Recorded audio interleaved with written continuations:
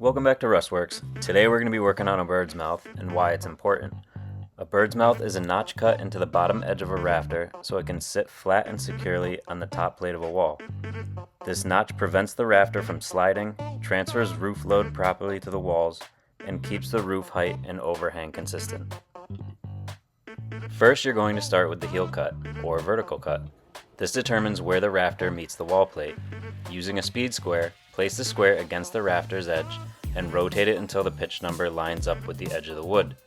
Draw a straight line down the square. This is your heel cut.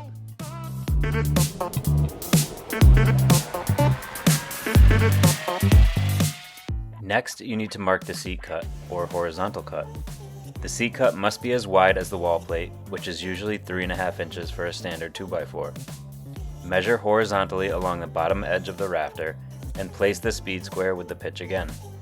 Draw a horizontal line from that mark until it meets the first plumb line. You now have an L shape, the bird's mouth.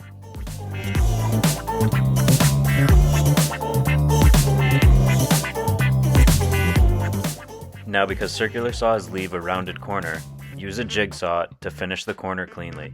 Never overcut into the rafter's body.